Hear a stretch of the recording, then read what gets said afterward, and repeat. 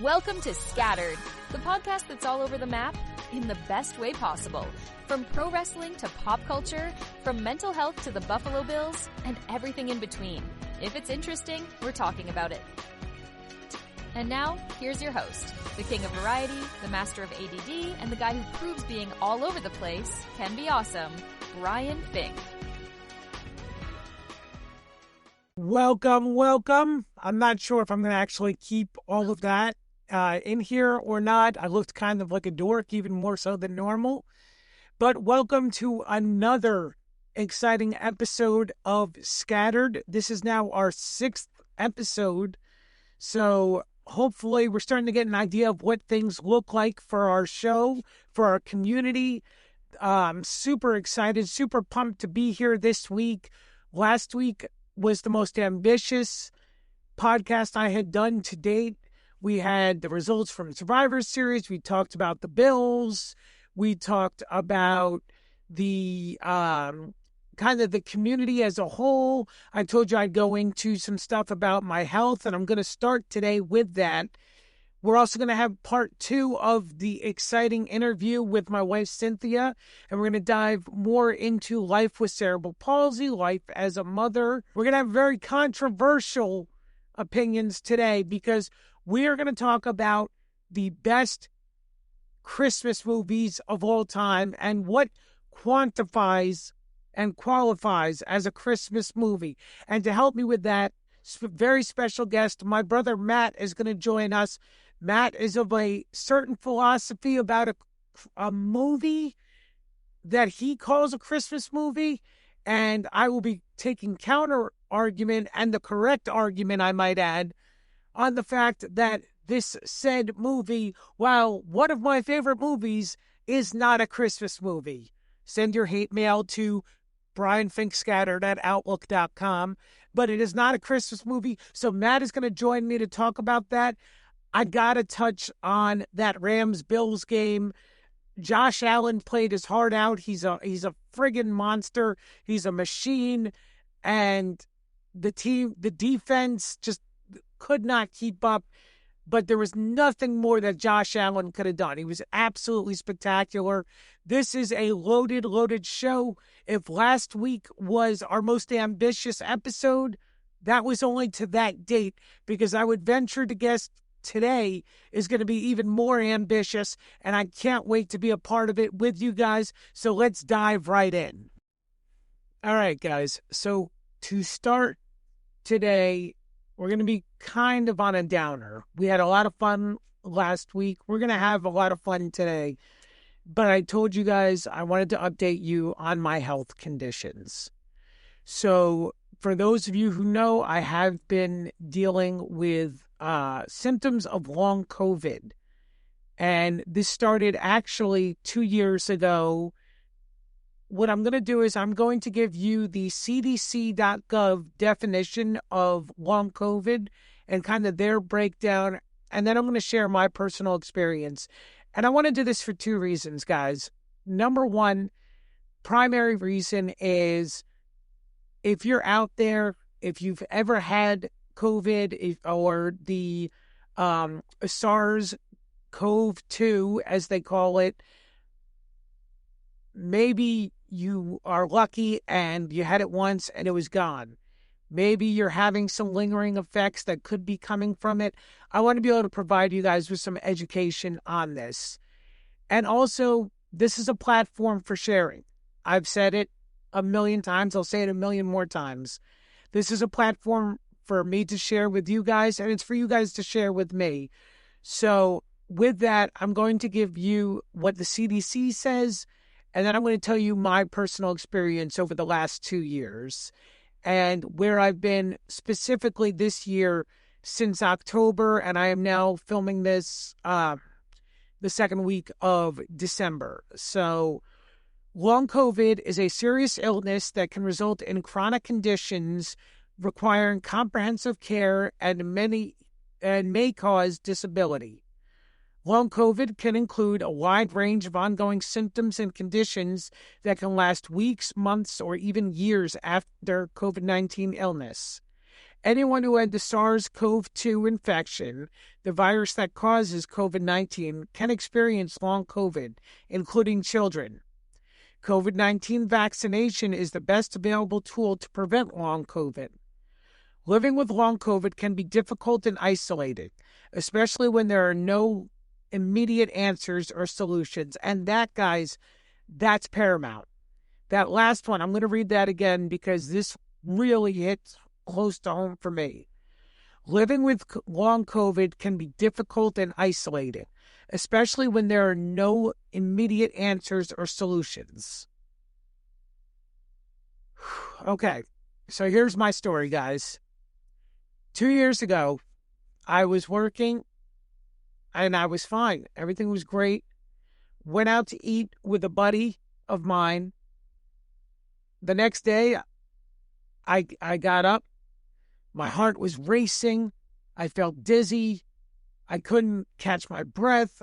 Automatically, I'm thinking, oh God, what happened to my heart? My brother, as I shared with you guys on Thanksgiving episode, my brother had heart transplant this year. So the last few years, he's been having a lot of trouble with his heart. And I was born with aortic stenosis. So I already had something that was going on with my heart. I have the mechanical valve like I talked about. So I'm thinking, oh, geez, what is happening with my heart? I go to the doctor.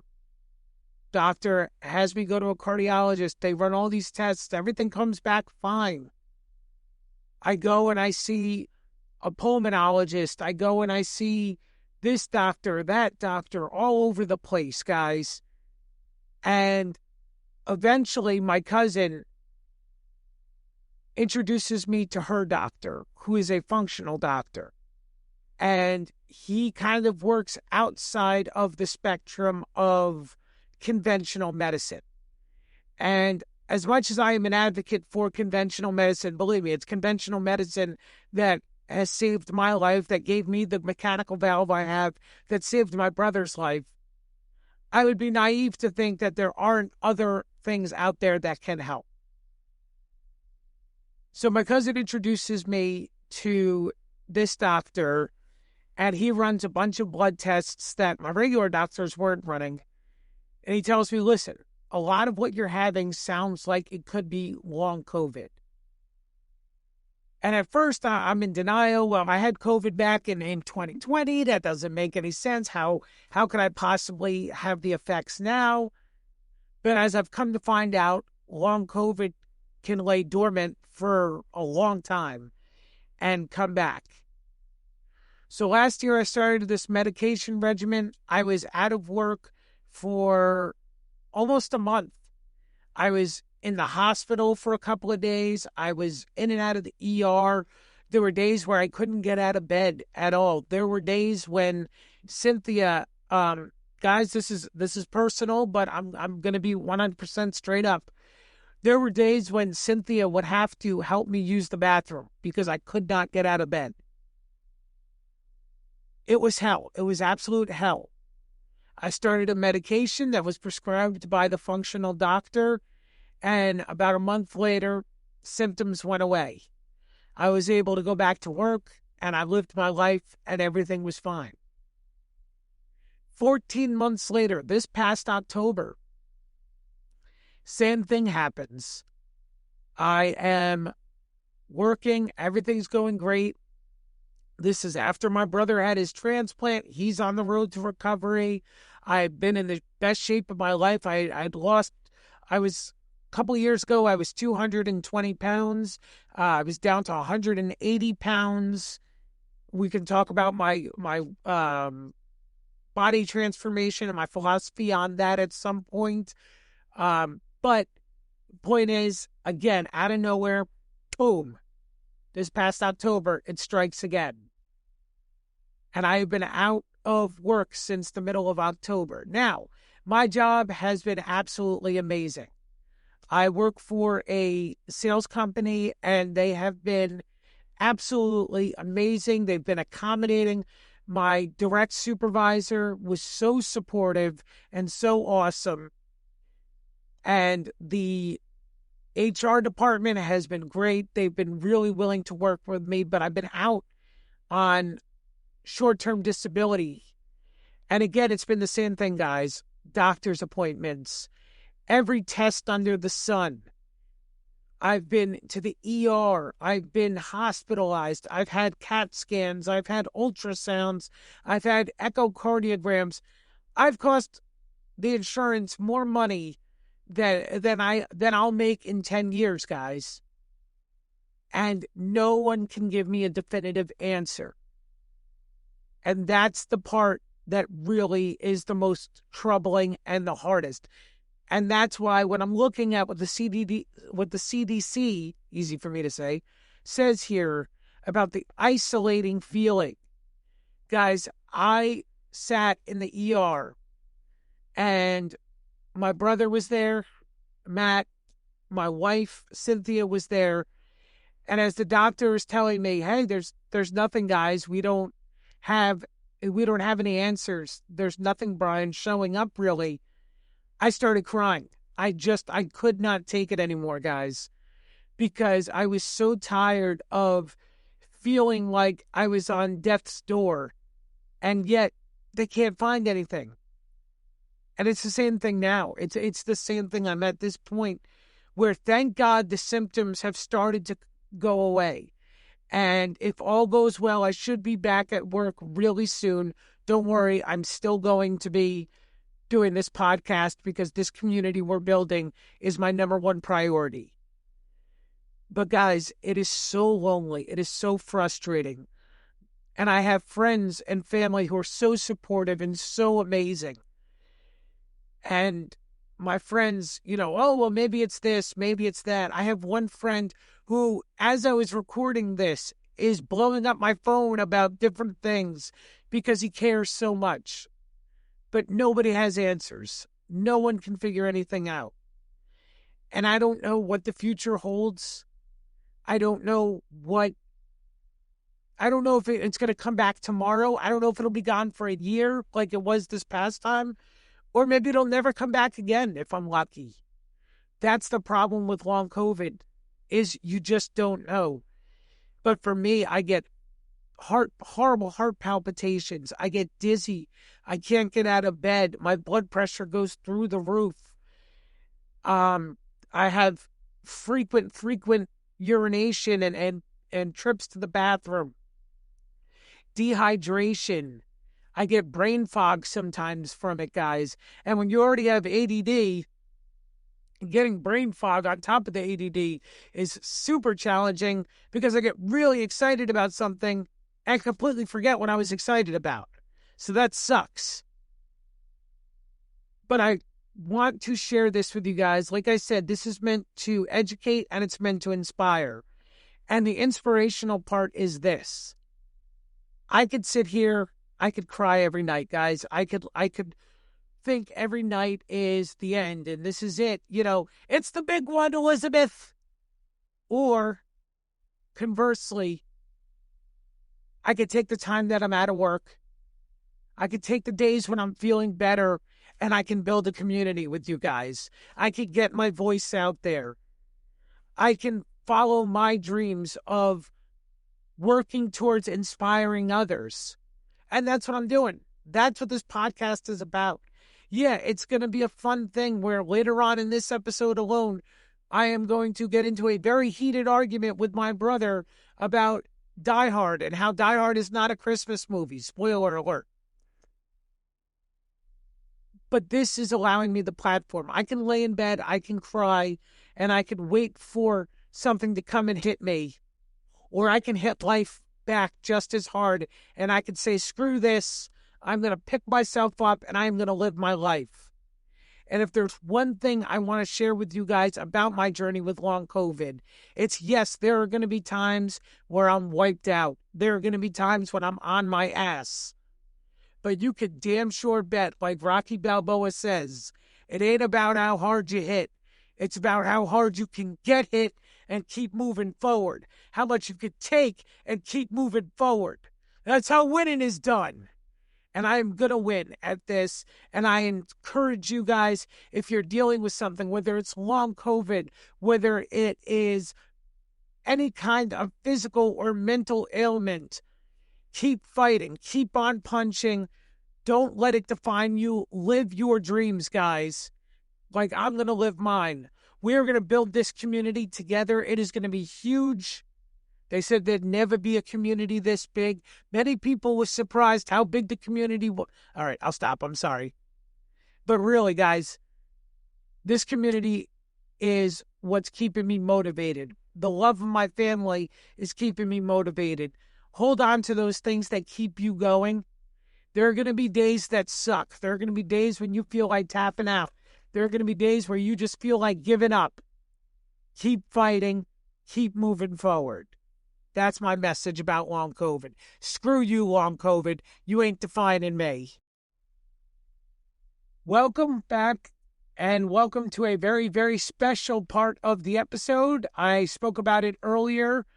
We are going to be reviewing Christmas movies, the top Christmas movies, and I am joined and flanked by a man that I've mentioned several times on this podcast. You poor people. My brother, Matt. Matt, thank you for joining us. Well, thank you for having me. So here's how this is going to work, guys. I went online and I asked AI to give me their top 10 Christmas movies. And I'm going to tell you right off the bat, I hate this list. This list sucks. There are some similarities to my list, but it sucks, and you'll know why it sucks at the end. But we're going to go through the AI list. Then Matt and I are going to give our list of top 10 Christmas movies. Now, to be specific, these are not necessarily our favorite movies. What these are movies that, to us, resonate with Christmas. They're synonymous with Christmas, correct? Yeah, and with, the history of Christmas specials. Also, to be perfectly clear, these are actual movies. These are not like your half-hour specials, like your Rankin Basses and things of that nature, your Rudolph the Red-Nosed Reindeer, Frosty and stuff. That's going to be on a separate list that we're going to do. This is just actual feature-length movies about Christmas. So there you go. There's the rules of this. There's going to be some lively debate, I can tell you already, because I know it's going to be on his list, and I know it's on the AI list. And the AI list, frankly, the top one can kiss my butt. All right. Not mine. So for AI, I asked it very simply. I said, in descending order, give me your top 10 Christmas movies. Now, which AI program did you use? I'd rather not say. Oh, okay. Yeah. But it's, it's one of the more common ones. Okay. All right. So here we go. Number 10, The Santa Claus, 1994 with Tim Allen. This is on my list also. Mine as well. Not at number 10, but it is on my list. I think that's a fair one. Number 9, AI has National Lampoon's Christmas Vacation. I'm not a Chevy Chase guy personally. I guess, yeah, in fairness, it kind of, it can be synonymous with Christmas. It's just not my cup of tea. I don't even have it on my list. I probably should on my personal list, but again, I'm not a huge fan of Chevy Chase either, except certain roles, and not really this movie. So yeah. All righty. Number 8, Home Alone 2. I love Home Alone 2. I think comparatively speaking to anything in the series past Home Alone 2, it's garbage. No. No. I thought you meant stuff past. No. What I'm saying is compared to anything past. Gotcha. Yeah. Like Citizen Kane. Yeah. But Home Alone 2 is not on my list at all. No, the first one, absolutely. Yes. Yeah, the first one's on my list also. Number 7, we have Elf. So, side story about this. Matt, my dad, and a good friend of mine go to see The Matrix. Or maybe it might have been the second Matrix at the time. I don't recall. It was 2003. Could have been the third Matrix for all I know. It would have been the second or third. I think the third. Which is essentially what I just said, the second or the third one. But I opted to go with my, at the time, girlfriend and my mom to go see Elf. And I know a lot of people love Elf. A lot of people love Will Ferrell. I'm not in that list. Matt and I are very similar in a lot of our tastes. As we get further through this list, you'll see where they differ. I think everybody can kind of, if you're a real Christmas movie buff, you know what the point of contention is going to be. But yeah, Elf, I went and saw that, and Matt, you guys saw Matrix, and 21 years later, you've watched Matrix 2 or 3 how many times now? Oh, God, more times than I can count. I actually love the Matrix sequels, but that's just me. And I've seen Elf once in the theaters, and that was more than enough. And suffice to say, that relationship didn't last. I'm not saying it's Will Ferrell? I'm not saying it's Will Ferrell's fault, but, you know, it's Will Ferrell's fault. Number 6... it's an all-time classic. Again, you're going to call me boring. You're going to call Matt boring. It is on my list, but I'm not a particularly huge fan of it. A Christmas Story. Okay, so the thing about A Christmas Story is when I was a kid, A Christmas Story was great. Then TNT started their 24 hours of A Christmas Story, and it just killed it for me. Yeah. I can't do it anymore. It's like that darn Mariah Carey song. The first time you hear it, the Christmas one, you're like, oh, okay, that's pretty decent. The 5 billionth time you've heard it, you're like, oh, shut up already. Yep. No, I would agree. And Christmas Story, same thing. The 24 hours of Christmas Story is just excessive. Number 5 on the AI list is Home Alone. I 100% have no problem with this. Yeah, no, I had no problem with it either. The first Home Alone, it's on my list. It's a classic, when it came out. I remember, I was that age when it came out to be vicariously through Kevin. So it was just amazing. Yeah, and we've grown up with it. I grew up with it my entire life. We watch it with my daughter every year. So it's a staple in our home. Number 4, The Polar Express. So I actually went last year on my anniversary with my wife. They were showing it at a theater.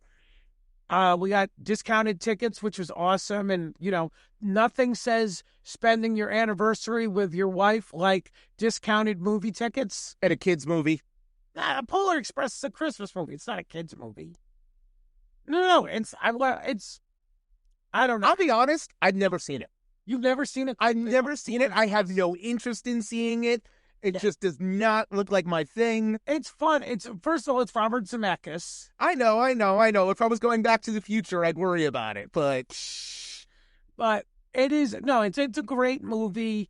The song is absolutely fantastic. The score, everyone knows it. Even if you don't know the Polar Express, even if you don't know it comes from the Polar Express, when you hear the score, you know it automatically. I do? I would guarantee you do. Oh, okay. I would guarantee, and we'll test that later. Okay.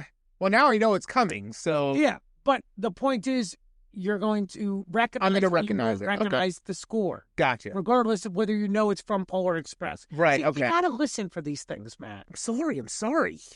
Number 3 is the definitive Christmas movie on the AI list. And this is, again, a point of contention that Matt and I are going to have. But at number 3 for AI, they have It's a Wonderful Life. Okay, let me clear something up. I personally do view It's a Wonderful Life as a Christmas movie. It's on my list. However, the arguments you have against the movie I'm going to say and the movie that's number 1 on this list is where I come in with that argument for you. But otherwise, I love It's a Wonderful Life. It's on my personal, it's on both my personal and my top 10 list. Absolutely. And guys, when we talk about mental health and we talk about feelings of depression, suicidal ideation, things like that. I know this is a Christmas segment. It's supposed to be fun. God, you're such a downer. Yeah, well, but this was a movie that at the time was touching on these subjects that were very, very taboo. Now, yes, they put, heaven into it and angels. So you can make an argument that they took it from a religious standpoint, although I don't think they go over. No, it's not religion. I don't think it's religious. I just think it's part of the story. Yeah, but this was something that you got to remember, guys. This came out in 1944, 45, sometime around there. I'll put up whatever the actual date is in post so that you guys can see the actual year that it came out. I think it was 44, sometime between 44 and 46. So mental health struggles was not something that they really talked about. No. So this was something that was really kind of groundbreaking. And to me, I'll be the first to admit it.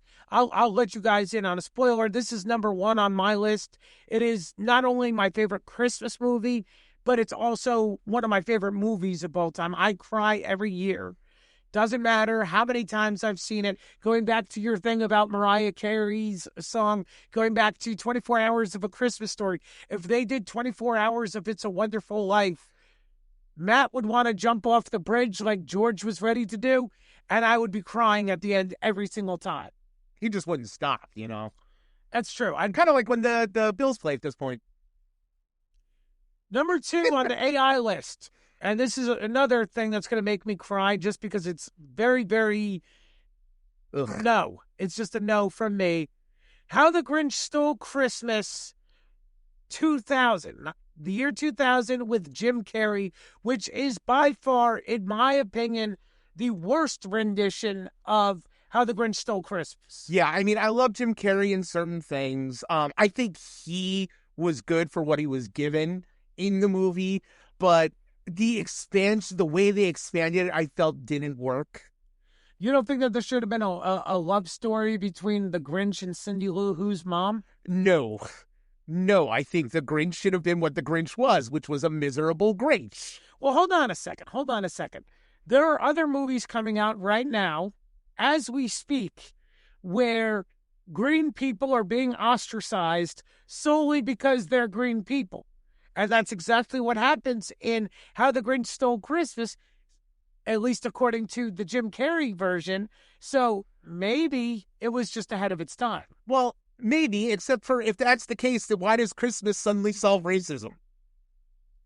Because I believe that Santa Claus can cure everything. And that's coming from a Jewish guy, guys. Now, number 1 on the AI list, and we've beat around the bush, and this is going to be on Die Hard. It's Die Hard. AI, artificial intelligence. Obviously lacking on the key term intelligence here.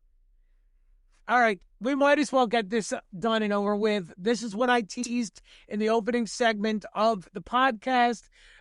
Anyone who looked at the very, very creative, I'm going to say, picture and read the post that I put up to promote this segment, you guys knew we were going to talk about Die Hard. And I'm going to ask you guys up front.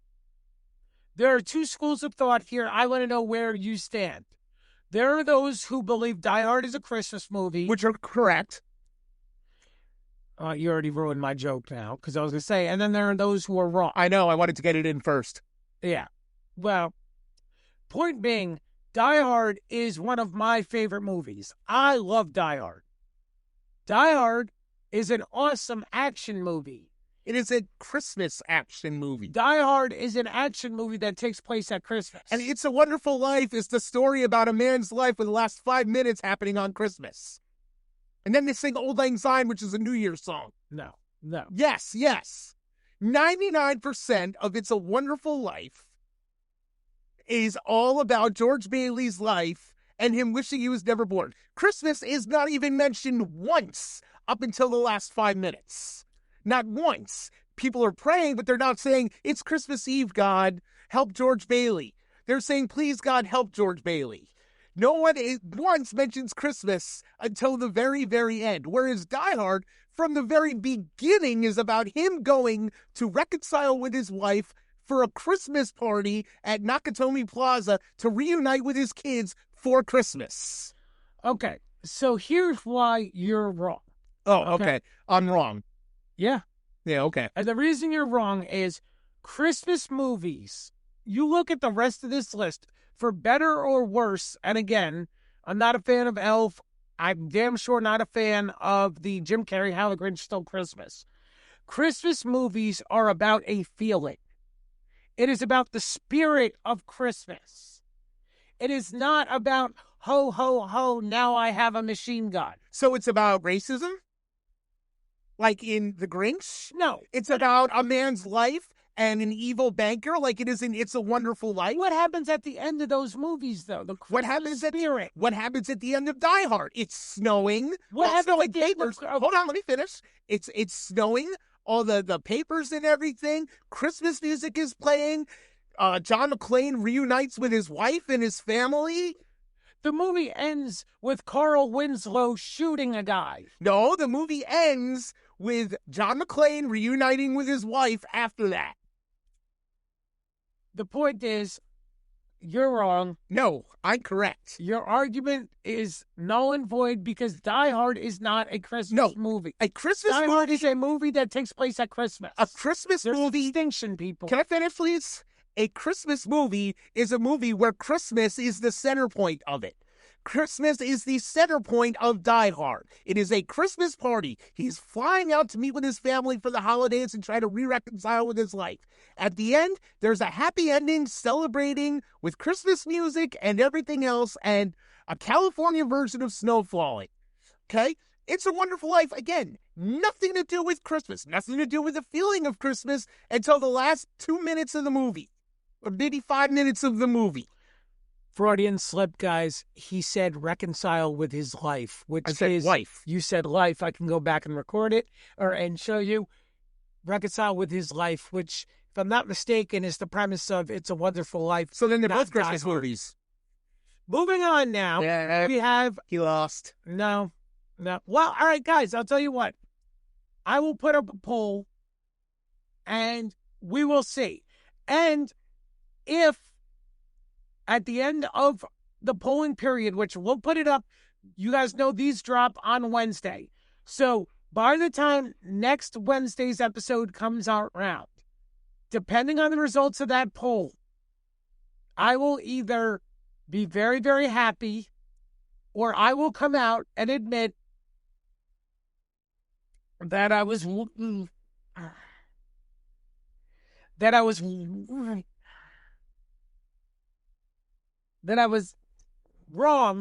Thank you. Die Hard is a Christmas movie.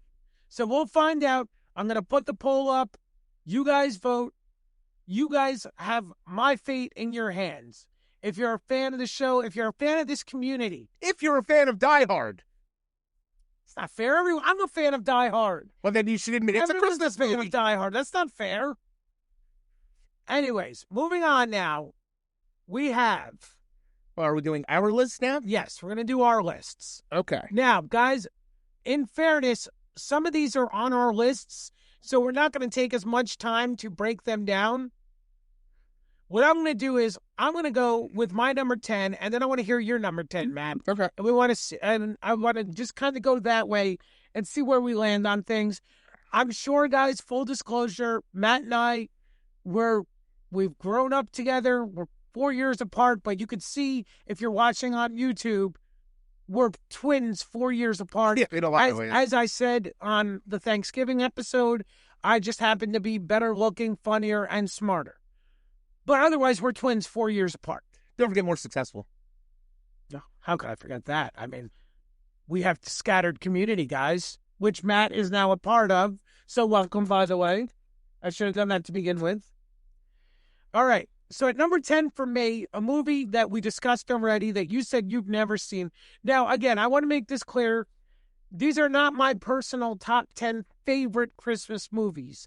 These are what I identify as Christmas movies because they carry the spirit of Christmas within them. Got to put that out there. Uh-huh. At number 10, I have The Polar Express. Well, at number 10 is where I put Die Hard.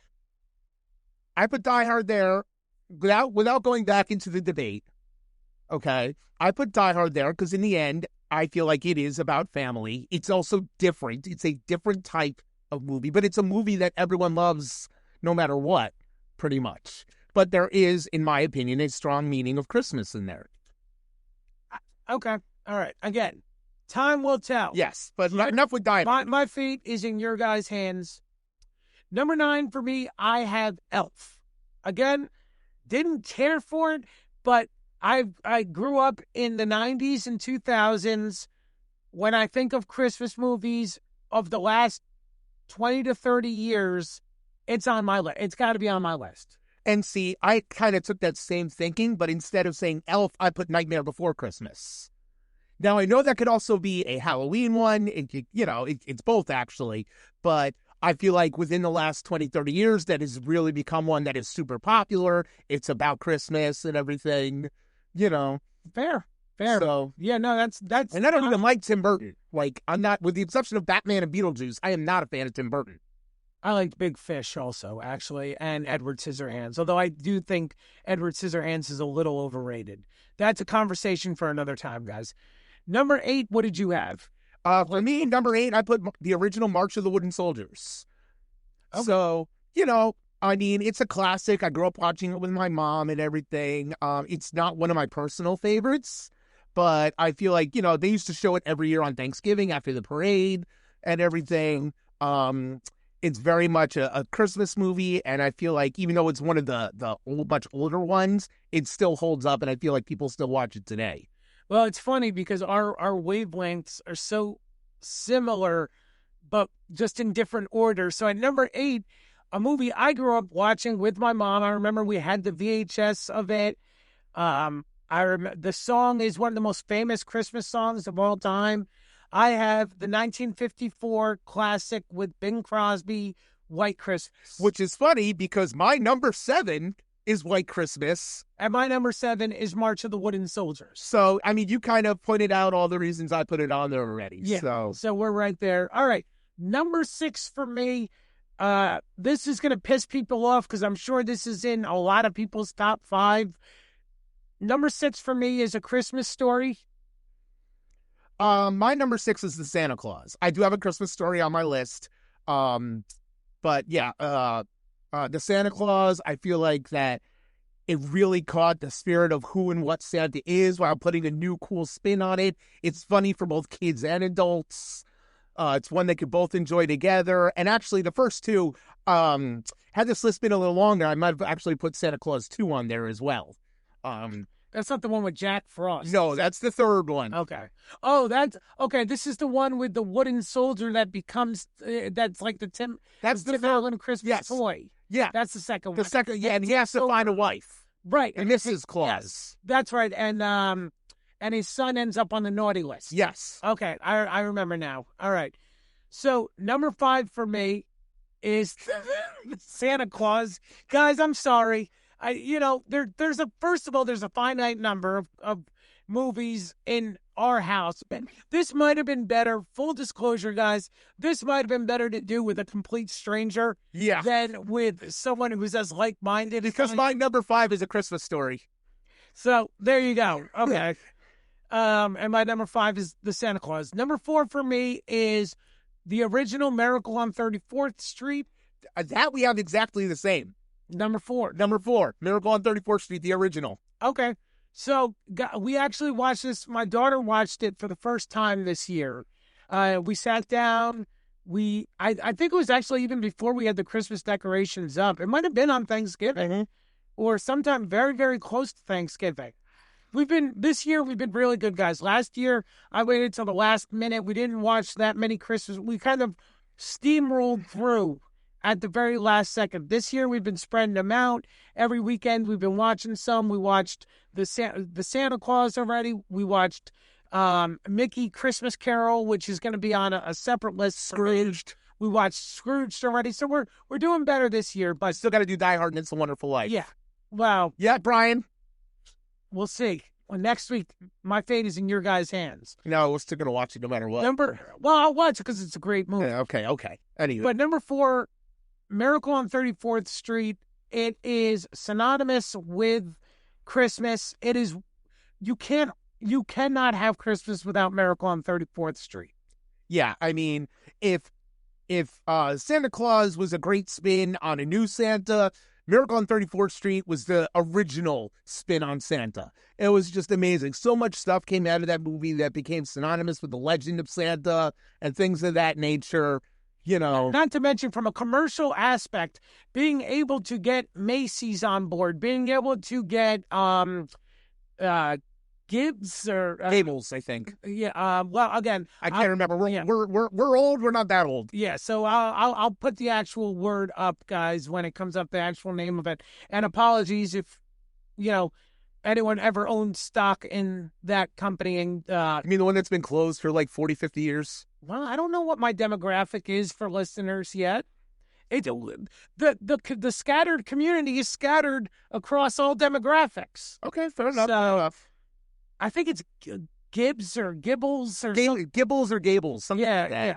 Anyways, the point is they actually got these real companies on board. And an interesting story was the script had to be written. They had to see the script before they would allow their names, the names of their companies, to be associated with it. And they were so blown away that both teams decided it was okay. So if Santa Claus can bring them together, to go back to our conversation earlier, and I'm going to get canceled for this and a lot of flack, Santa can cure racism also.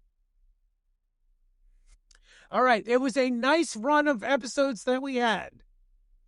Moving on, my number 3, Home Alone, the original. We kind of talked about it already, but when it came out, it was such a phenomenon. That music, John Williams, the master of the movie score. I mean, everything about that movie screams Christmas. It is fun for kids. It is fun for adults. It is nostalgic. It is Christmas to a T. I can't stand Kevin's family, and even he is a brat sometimes. But I love the movie, and it's one of the most successful movies of all time. And it has become ageless. It's become timeless. I mean, again, I'm watching it with my daughter now. I grew up with it. It's the same idea as a lot of these movies on this list. They just are ageless. They're timeless. They embody everything that is Christmas. I'm waiting for your eventually, long down the road, your kids have a kid and wonder why Kevin doesn't have a cell phone that they can just call him on.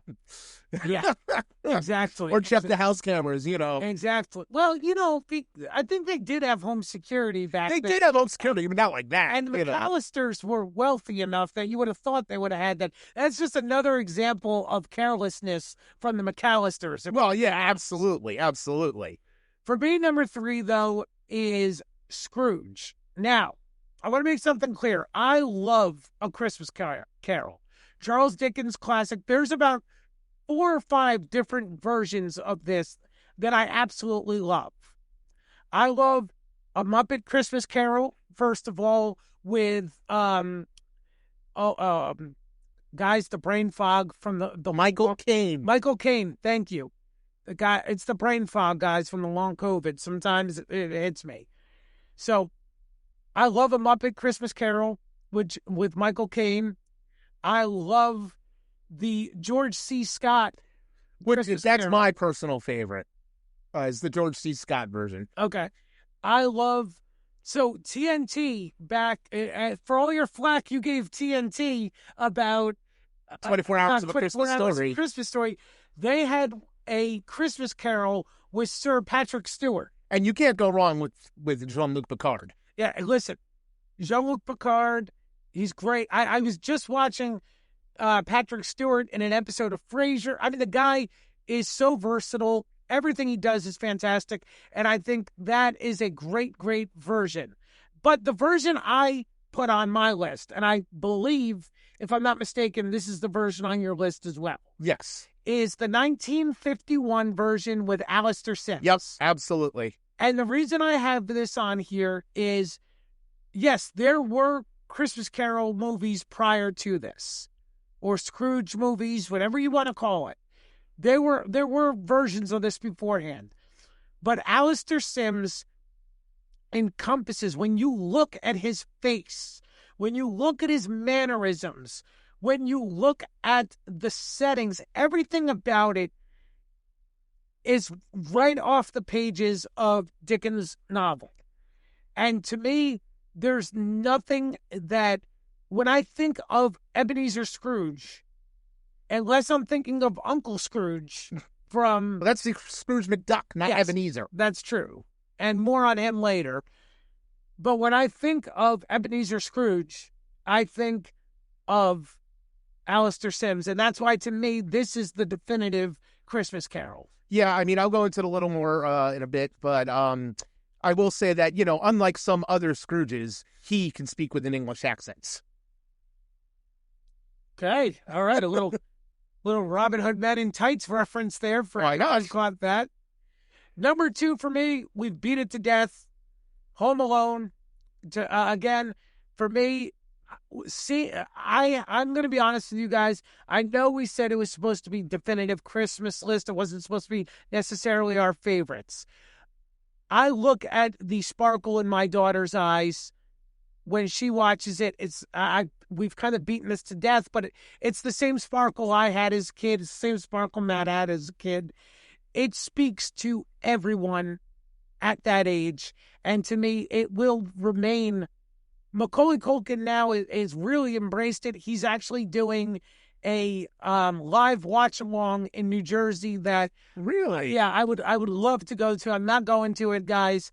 I'd love to go do it. I'm sure he's doing it in more than just Jersey. Why the hell he would choose Jersey over anything else beyond me?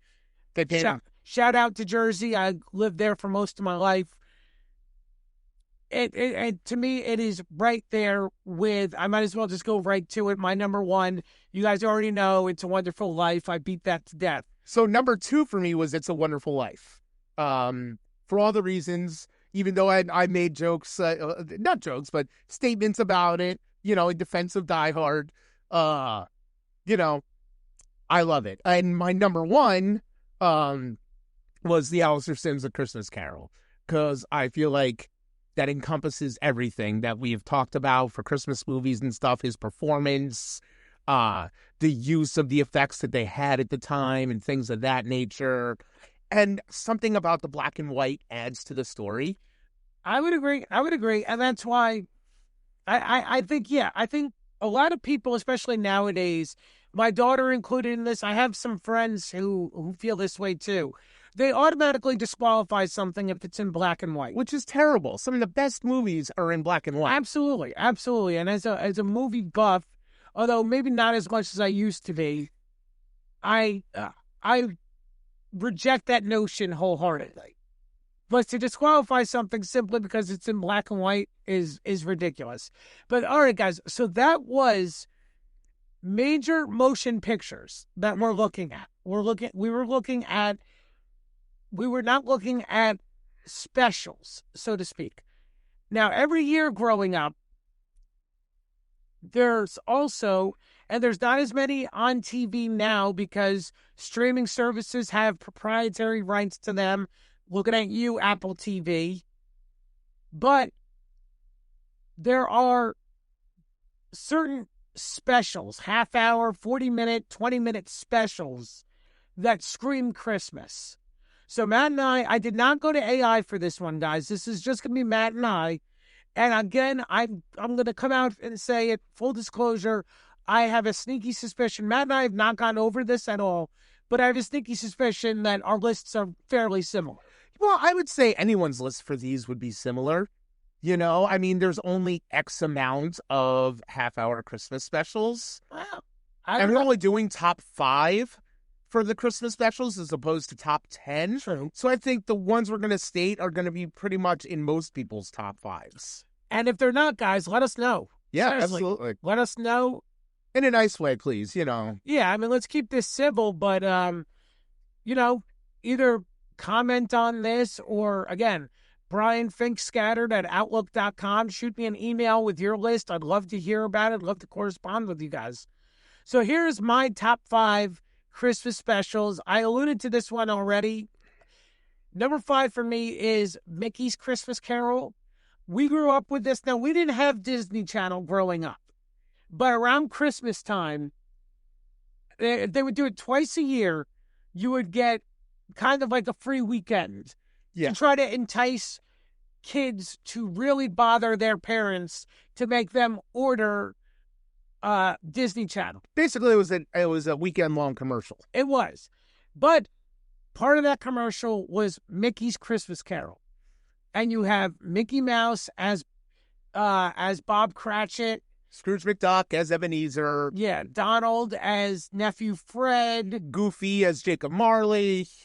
You had Jiminy Cricket as the Ghost of Christmas Past. Pete as the Ghost of Christmas Future. All right, we don't have to go through the whole cast. They can IMDb it if they want. Okay, true. IMDb it if you want. Suffice it to say, it holds a special place in my heart. I love it. First of all, I love those old Disney characters. I think Disney, for better or for worse nowadays, and this is a topic, guys, that we can go into in much greater detail on a not so jolly and festive episode. For better or worse, Disney's practices may not align with what it was back here. But to me, this is it's such a great kids version of A Christmas Carol. And I do want to give a special shout out, unless it's on your list, in which case I apologize for stealing your thunder. There is another cartoon version of this that I wanted to give special shout out to. No, because again, I thought we were doing the best, not our personal favorites. Well, I guess that's true. So maybe I was wrong on that one. But shout out to Mr. Magoo's Christmas also, as someone else who can't see 5 feet in front of them. I feel your pain, sir. Yeah, so, this is one that I watched it as a kid. It's not one I watched so much as an adult.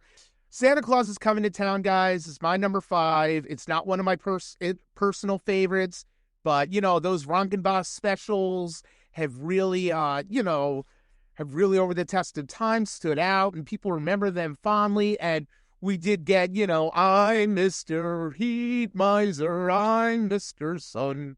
What? I'm Mr. White Christmas, I'm Mr. Snow. I thought it was also Heat Miser's song, too. Heat Miser has a part of that, too, right? Yeah, I know. I was just singing along with you. Oh. In a combative manner. Yeah. Okay. Sure. So you got to listen for these things, Glue. Anywho, so Santa Claus is Coming to Town. Who knew Santa needed an origin story?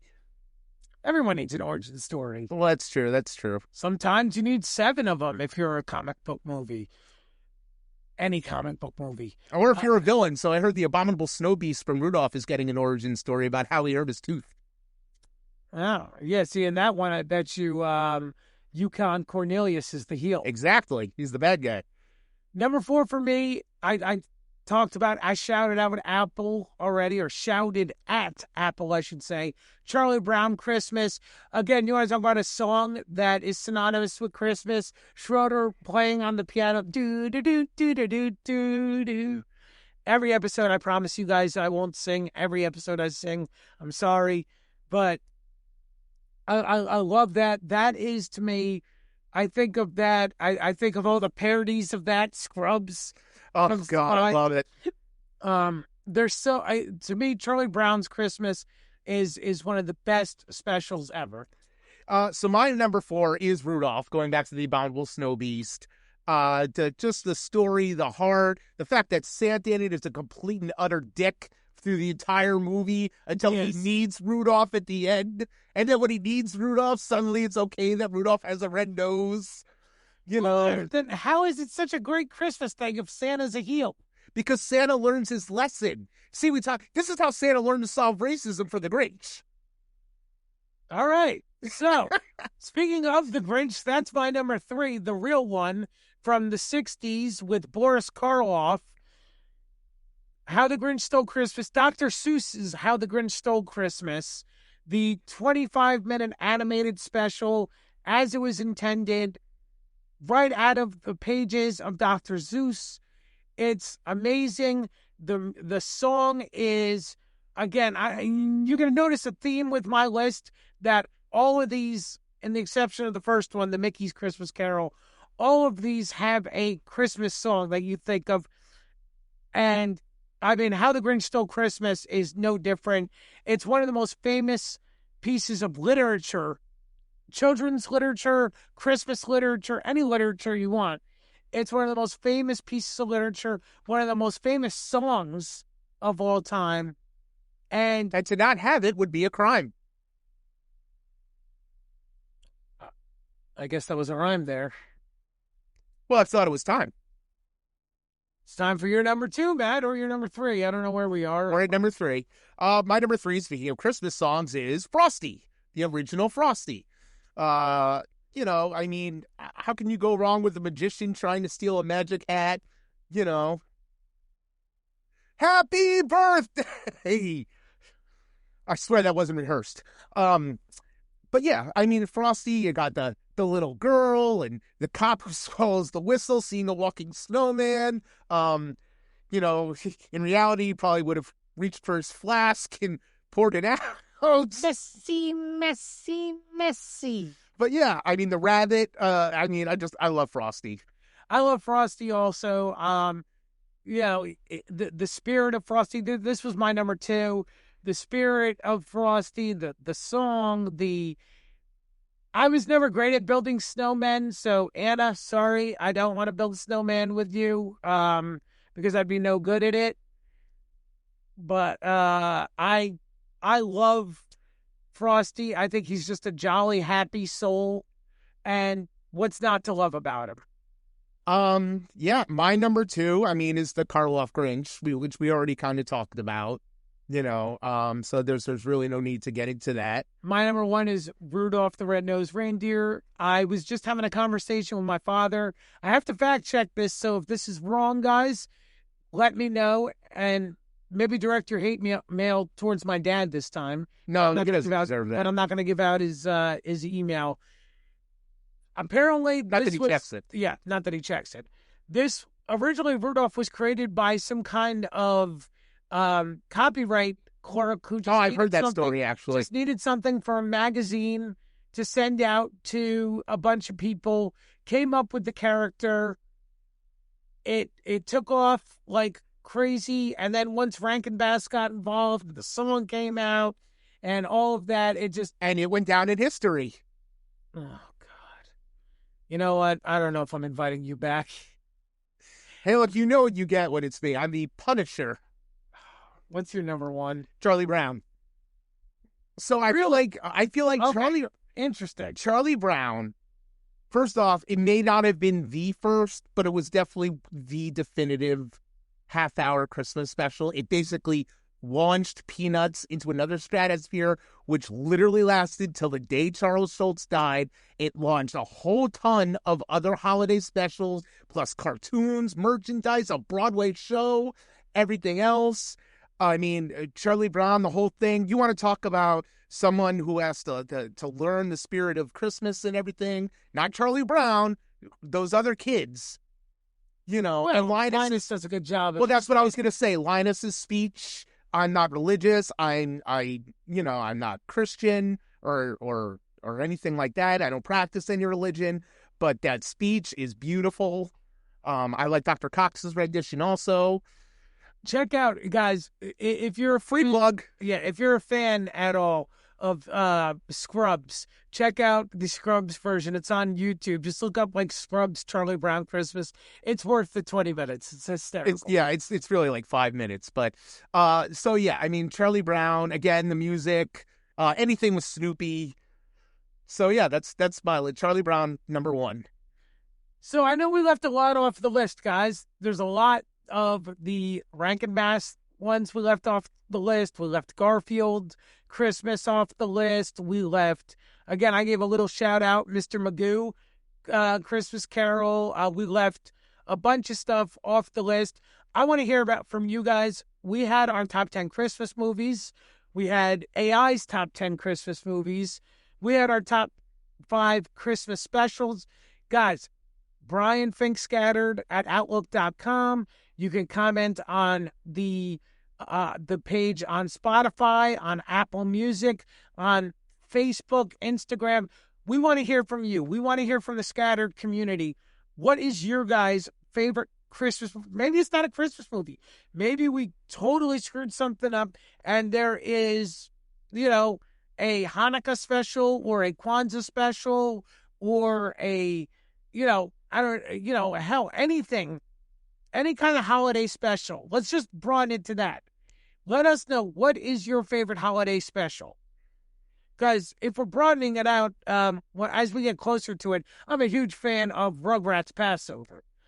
Yeah, we got months for that. And let's not forget to go on and vote for whether or not Die Hard is a Christmas movie. Guys, John McClane and I are counting on you. Reginald Vell Johnson has said it's a Christmas movie.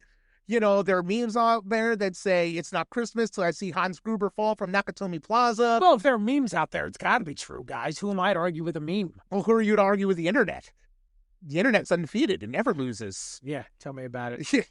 All right. Well, I was hoping we would have forgotten about that. But yeah, I'll put the poll up. You guys let me know. Matt, before I let you go, little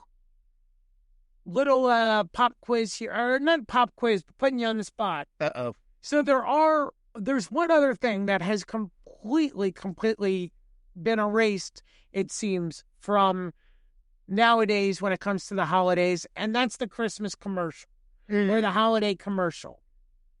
So the only one that I ever see anymore is the Hershey Kiss one. Right. And that one seems to have lasted the test of time. But we grew up in the 80s and 90s when these Christmas commercials were at their everywhere. Peak. They were at their peak. So Matt did not know this was coming. This is completely putting him on the spot. I want to know, you think of Christmas commercial. What do you think of? All right, so there's two or three. There's three I really think of. Okay, one, I'm not sure if it completely counts as Christmas, but it's the Campbell's Soup commercial where the snowman comes inside and sitting there in front of the bowl with the Campbell's tomato soup, and slowly the snow melts away and you see a little kid and he's enjoying his tomato soup. Now, I'm not sure that's really Christmas as opposed to winter, but that's up there. Two, the Fruity Pebbles Flintstones commercial. Google it or YouTube it if you don't know what I'm talking about.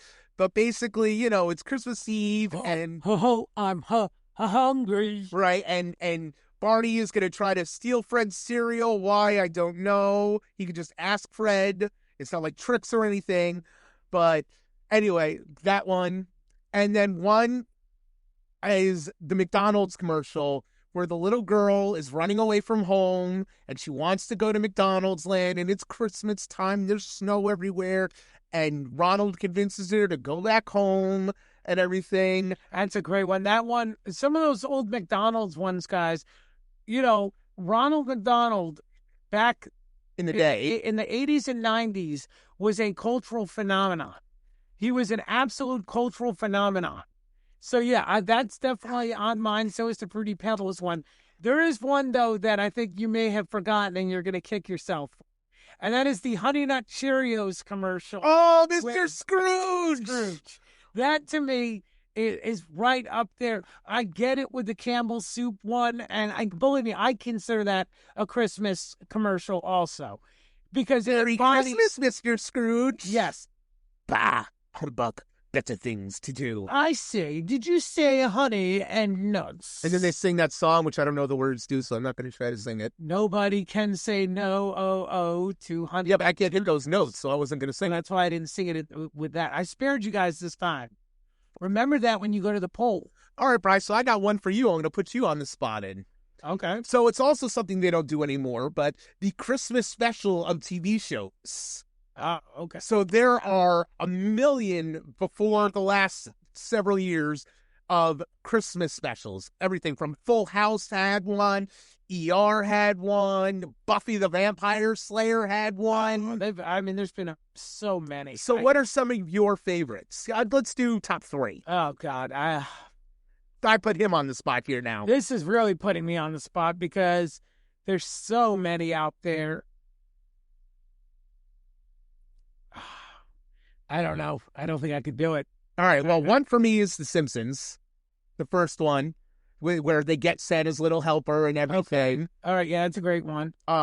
Personal favorite of mine is the Buffy one.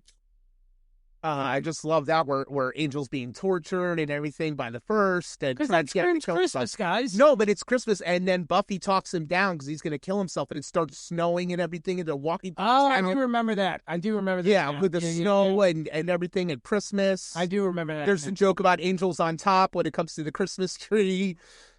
So that's one. And then my number 3 favorite is I'm trying to think. I had it and now I can't remember it. The Boy Meets World one where Corey and Sean are unknowingly working for a couple of gangsters running errands because Sean's trying to earn money. So that's a great. Yeah. Those are ones that kind of top out. There are a million more that I love and I can watch. I it's funny. I had thought about this, but I can't. One that comes to mind is Batman the Animated Series. Of course. Wow, that line. The one line yes, that always just personifies Batman is when they're talking about It's a Wonderful Life, and Batman goes, I can never get through the title. Yeah, which is the personification of Batman. Right. So, that comes to mind. I'm sorry, guys. I don't know. There's the real Ghostbusters episode where they somehow end up back in time and bust the ghosts of past, present, and future. I remember that one. Yeah, I feel like you put a lot more thought into this than I did. No, I just know these things because I can't think of them off the top of my head. But all right, well, guys, thank you for joining us on this part. I want to hear from you. We want to hear from you.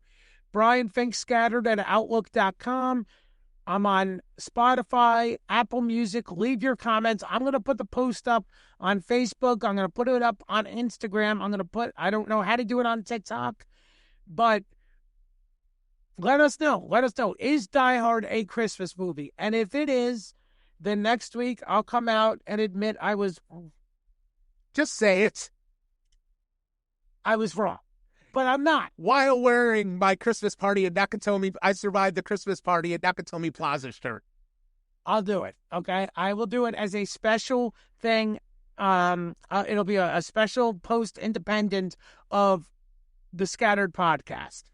So there's more to come on this podcast. But Matt, thank you so much for coming on. Thanks for having me. I hope to come back again. Yeah, if you guys liked this, if you like the banter between Matt and I, let me know. Also, I'd love to have Matt on for many other things. I'm going to try to have as many people on as I can. As much as I love to hear myself talk, I think sometimes you guys probably get bored of just my thoughts and my opinions. And again, I can't preach the word community without having a community be a part of this. So coming up next, we're going to switch to the second part of my interview with Cynthia, my wife. We're going to talk some more about her life with cerebral palsy. We're going to talk some more about motherhood and some of the obstacles she's faced, but how she's overcome those obstacles and those adversities. So get ready. We're going to listen to that right now. You mentioned your mom as your biggest support when you were down in Guyana. How was that transition when you came up here? Very, very hard because I did not want to leave at all, like literally at all. Or because Guyana was my home. And the reason why I moved up here is because of the educational, I wasn't going to school at all when I came, before I came up here when I was 9. I used to had a home tutor come and tutor me, but it wasn't like how Samantha learning her math, her division, and stuff like that. When I was 8 years old to 9, I think, and before I came up here. So yeah. Okay, so you had your supports. The schooling was different. It sounds like. How was that? How was that adapting to school? The transition from Guyana being homeschooled to now you come up to America, or to the United States rather, and you're in public school and you're kind of just thrust in there. What was that experience like for you? It was fun. It was fun, but at the same time, I did not had. I had fun, but I did not have like best friend type of thing. Did you find it hard to make friends? When I first came up, yes, but in middle school to high school, no. Okay, so then that kind of leads into my next thought about this as we're kind of progressing through is other kids, as we know, guys, we've all been kids before. I was teased. I'll be very honest. I was teased mercilessly. I was called everything from Stinky Finky to Crying Brian. There were so many different names and things thrown at me. Did you experience any kind of bullying, especially with the cerebral palsy? Did you find that people would pick on you, people would make assumptions about you when you were in school and when you were growing up? Assumption, yes. Picking on me, no. Because when like I had friends that will protect me when I was in middle school and in high school. So no. Okay, but you did say there that assumptions were made.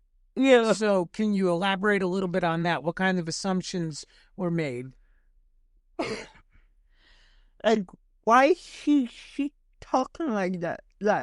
Or why is her body move like that? Type of thing.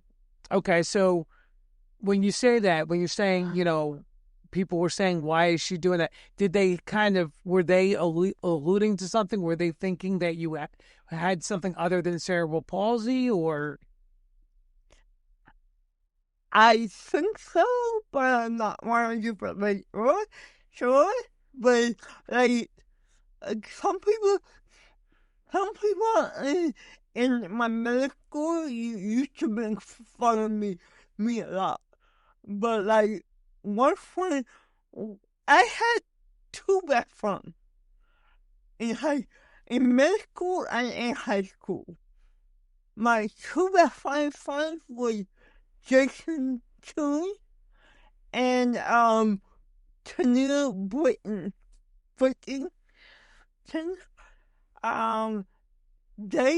They were like my best friend. So if they see somebody picking on me or see somebody making fun of me, they would tell them stop. She has a disability too. She's not stupid up here. She's not dumb. She's smart. She's knowledgeable. Right. And I think that's a common misconception that people have. Now, there are times when cerebral palsy can affect cognition. As you kind of alluded to earlier, it can affect people in different ways. Yeah. So cerebral palsy can affect cognitively as well as physiologically. But I'm curious, as you got older, so you graduate from high school, you're now you're grown up, you're out of the bubble of schooling. How was it transitioning into work life? Did you have challenges? What kind of limitations, or did you have any limitations based on your disability? I did not have no limitation, but okay, I used to work at Burlington Coal Factory in South Springfield. So if South Springfield want me to shout at them, I would shout at them. Shout out South Plainfield. So yeah, whenever, like, whenever younger people would come up to the door, I would, I was like a greeter.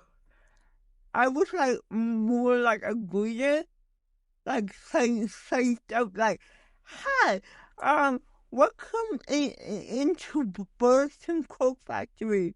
Um, if you need help with anything, then we have associates that will gladly help you, or I could help you too." So yeah. Okay. All right. So walk me through though, and I've experienced this with you before, but walk me through kind of what a day in the life is like when you first of all, what kind of symptomology do you ever feel like you have? And then when you are feeling kind of like your disability is getting the better of you, what does that feel like? Explain that to our listeners who maybe have never seen someone with cerebral palsy, or maybe are trying to get a better understanding of how cerebral palsy can affect someone. Okay, I have muscle spasm. And if you notice this, whenever I talk, I have a stutter a lot.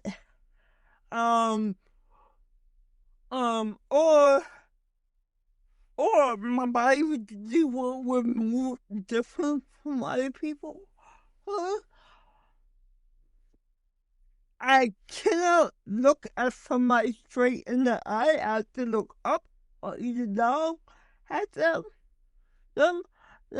or sometimes I will have like bad muscle spasm, where I can't, like, I can move, but I have to take my time and do stuff.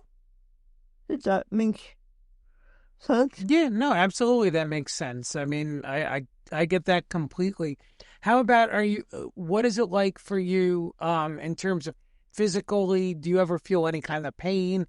Are there things that kind of maybe wouldn't affect someone who doesn't have cerebral palsy that affect you a little bit more? You're a little more sensitive to. Yeah. My body aches a lot in the winter. Especially in my back sometimes. Sometimes it doesn't, sometimes it does. So yeah, even like my wrist sometimes hurt, my foot hurt. I cannot stand up for more than an hour at a time. So yeah. Next week, we are going to have the conclusion of the interview with Cindy. I'd like to thank Matt for joining me today, even though I don't agree with his list completely, especially Die Hard, as we went ad nauseum about. Guys, remember, if I'm wrong, I'm wrong, and I'll admit I'm wrong. But that's going to be up to you. The poll is going to go up. We are going to see. You guys decide. Am I going to come out here next week and tell you all, I told you so, Die Hard's not a Christmas movie? Or are you guys going to vote, even though you're going to be wrong, are you going to vote that Die Hard is a Christmas movie? So look for that right away. Go ahead and vote. Make sure you leave a comment, like, subscribe on YouTube. Let's also get Spotify going. Let's get Apple Music going. And before I leave, there is something I wanted to share. I kind of teased it last week. I want to let all of you guys know I am working on another project in addition to the Scattered podcast. So I have a huge, huge love for the old pulp comics, the things like Dick Tracy, things of that nature. And I also love the old radio serials. I am going to be presenting to you a new series, a limited series called The Dark Detective. This takes place in the 1940s in the fictitious city of New Rock City, and it is a mystery surrounding New Rock City. It's World War II. There's going to be a lot of excitement. It is my first creative endeavor into radio serials. I cannot wait to bring this to you guys. I'm working on it. It will be out very soon, and I'm going to release the entire first season of that. So be on the lookout. The Dark Detective, New Rock City's Greatest Private Eye, is on the way. I can't wait to share more as I get closer to the release of that. Guys, this has been jam-packed. Thank you so much for joining me on this adventure. Make sure that you, like I said, are liking and subscribing. Let everyone know. Let's get the Scattered community moving forward. I can't wait. Next week, we got the conclusion of the interview with Cindy. Plus, we have a whole lot more in store, including I am going to go into great detail about a game that I'm playing right now. It's called Judgment. It is a Yakuza spinoff. I cannot wait to tell you guys about that. We'll talk more sports. We'll talk more wrestling. We will talk about anything and everything. I'm hoping to be going back to work very soon, so I want to be able to tell you guys all about that. Thank you so much for joining. I love you guys. And we'll talk again next week.